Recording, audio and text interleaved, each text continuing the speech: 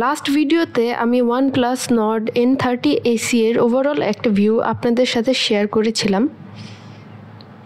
ভিডিওটি পাবলিশ হওয়ার পর অনেকেই কমেন্ট সেকশনে বলেছিলেন এর একটা ইনডেপথ রিভিউ শেয়ার করতে। অনেকেই ফোনটি কিনতে চাচ্ছেন, ফোনটি তাদের জন্য নেওয়া ভালো ডিসিশন হবে কিনা সেই বিষয়ে আজকের ভিডিওতে ডিসকাশন করব। কোনো ফোন কেনার সিদ্ধান্ত নেওয়ার আগে সেই ফোনটি তার বাজেটে কয়েকটি যে মোস্ট ইম্পর্ট্যান্ট ফিচারগুলো অফার করে সেগুলো দেখে আমাদের ডিসিশন নিতে হয়। প্রথমে কোনো ফোনের যে মোস্ট ইম্পর্ট্যান্ট পার্টটি দেখা উচিত সেটি হলো ফোনটির ডিসপ্লে। OnePlusের এই ফোনে 6.2 ইঞ্চির LCD ডিসপ্লে ব্যবহার করা হয়েছে। এর রেজলিউশন হলো ফুল HD+। এটি কিন্তু অ্যামোলেড ডিসপ্লে না, ফুল HD+ IPS ডিসপ্লে।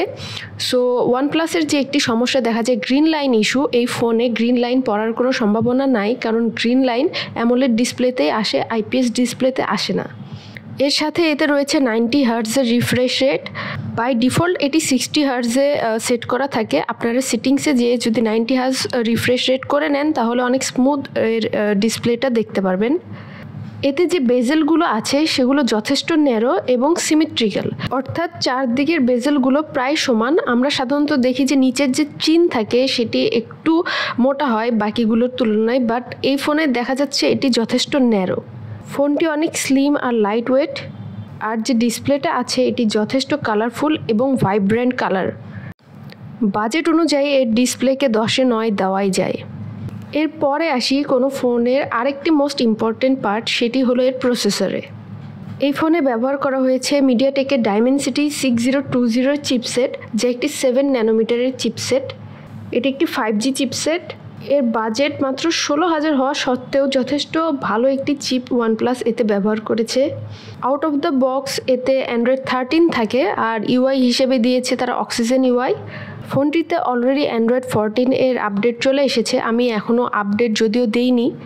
আর যে এর ইউআইটি রয়েছে Oxygen UI, এটি যথেষ্ট ক্লিন। এতে তেমন কোনো ব্লোটওয়্যার ছিল না।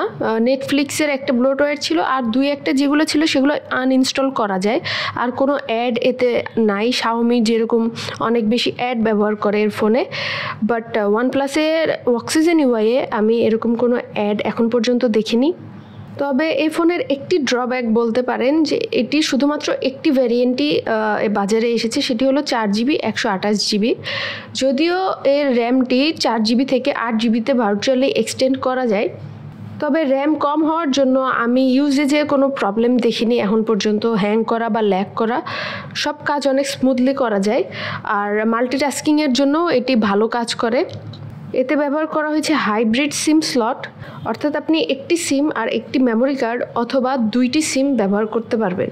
এরপরে আসা যাক একটি ফোনের আরও একটি ইম্পর্টেন্ট পার্ট, সেটি হলো ক্যামেরা সেটআপে। এতে রেয়ার প্যানেলে দুটি ক্যামেরা মডিউল ব্যবহার করা হয়েছে, 50 মেগাপিক্সেলের প্রাইমারি সেন্সর আর 2 মেগাপিক্সেলের depth sensor. Ultra wide lens এ ফোনে তারা দেয়নি, আর এতে কমপ্লেন করার মতো তেমন কিছু নেই, কারণ এর প্রাইসটাও বিবেচনায় রাখতে হবে। এতে যে ফ্ল্যাশটি তারা ব্যবহার করেছে সেটা তেমন কোনো একটা কাজের আমার মনে হয়নি, কারণ ফ্ল্যাশের যে স্ট্রেংথটা সেটা অনেক কম। আর ভিডিও যে সাপোর্ট করে সেটি হলো 1080 30 fps। স্টেবিলাইজেশন মোটামুটি কাজ চলার মতো, ভিডিও কোয়ালিটিও মোটামুটি। তবে এই ফোনের পিকচার কোয়ালিটি আমার কাছে যথেষ্ট ভালো লেগেছে। আমার যে Redmi Note 12 ফোনটি ছিল তার থেকে ভালো এই ফোনের পিকচার কোয়ালিটি আমি পেয়েছি। আর ফ্রন্ট প্যানেলে তারা ব্যবহার করেছে 8 মেগাপিক্সেলের একটি ক্যামেরা, সেটাও কাজ চলার মতো। ফ্রন্ট ক্যামেরার পিকচার কোয়ালিটি আমার তেমন একটা ভালো লাগেনি, তবে ব্যাক ক্যামেরার কোয়ালিটি আমার অনেক বেশি ভালো লেগেছে। পিকচার কোয়ালিটি, ভিডিও কোয়ালিটি না কিন্তু। এতে আছে 5000 mAh এর ব্যাটারি, আর সাথে তারা দিয়েছে 33 ওয়াটের একটি চার্জার, যার মাধ্যমে 1 ঘন্টার মধ্যে ফুল চার্জ করতে পারবেন। আর আপনি যদি হেভি ইউজার হন তাহলে 1 থেকে 1.5 দিনের মতো ব্যাটারি ব্যাকআপ পাবেন। যেহেতু আমি আমার মার জন্য ফোনটা নিয়েছিলাম, আমার মা খুব কম ফোন ইউজ করে, সো 3-4 দিন ইজিলি ফোন ব্যাকআপ দিতে পারে। পোর্টসের মধ্যে আছে এতে USB-C পোর্ট আর একটি হেডফোন জ্যাক। আর এই ফোনে তারা কিন্তু স্টেরিও স্পিকার ব্যবহার করেছে, সো স্পিকার কোয়ালিটি অনেক জোস এই ফোনের। এক কথায় এতে 300% পর্যন্ত ভলিউম বুস্টের একটি ফিচার রয়েছে। এক কথায় বলতে গেলে আপনি যদি মিডিয়া কনজিউম করেন আপনার এক্সপিরিয়েন্স অনেক বেটার থাকবে এই ফোনে। আর এতে NFC সাপোর্টেড রয়েছে, ব্লুটুথ 5.3 ব্যবহার করেছে, তবে এই ফোনে কোনো রেডিও নেই। আর এই ফোনে আমি কল রেকর্ড করারও কোনো ফিচার পাইনি। লাস্টে আসি এই ফোনের ছোট ছোট কিছু ডিটেলসে। এতে যে ফিঙ্গারপ্রিন্ট সেন্সরটা তারা ব্যবহার করেছে এটি যথেষ্ট ফাস্ট।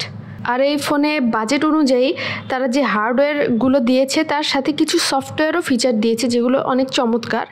যেমন এর ক্যামেরাতে পিক্সেলেট ফিচার একটি রয়েছে, যার মাধ্যমে আপনি যদি কোনো স্ক্রিনশট নেন এবং তাতে যদি ফোন নাম্বার বা ইম্পর্টেন্ট কিছু ডিটেলস থাকে যেগুলো হাইড করা প্রয়োজন, আপনি যদি পিক্সেলেট অপশনটাতে ক্লিক করেন তাহলে অটোমেটিক সেই নাম্বারগুলো ব্লার হয়ে যাবে। এছাড়াও এর রেকর্ডারে আমি আরেকটি ফিচার পেয়েছি, সেটি হলো আপনি রেকর্ডিংয়ের নির্দিষ্ট কোনো সেকশনে ইমেজ অ্যাড করতে পারবেন।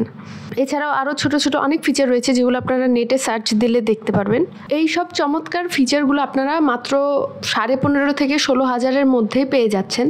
সো এখনকার মার্কেটের সিচুয়েশন বিবেচনা করলে এই 15-16 হাজার টাকার বাজেটে যদি কোনো ফোন বেস্ট ফিচারগুলো অফার করে থাকে, আমার মনে হয় সেটা এই ফোনটি। এই ফোনটিকে চোখ বন্ধ করে এর ফিচার এবং বাজেট অনুযায়ী বিবেচনা করে 8 দেওয়া যায় 10-এর মধ্যে। আপনারা যদি নর্মাল ইউজার হন, ডেইলি ইউজেসের জন্য ফোন নিতে চান, টুকটাক গেমিং করবেন, খুব বেশি গেমিং না, তাহলে আপনারা এই ফোনটি নিতে পারেন। এটি একটা ফুল প্যাকেজ ফোন হতে যাচ্ছে। আমি অবশ্যই রেকমেন্ড করব এই ফোনটি নেওয়ার মতো একটি ফোন। আজকে এ পর্যন্তই। ভালো লাগলে লাইক দিবেন, কমেন্ট করবেন, শেয়ার করবেন। Thank you so much and please subscribe.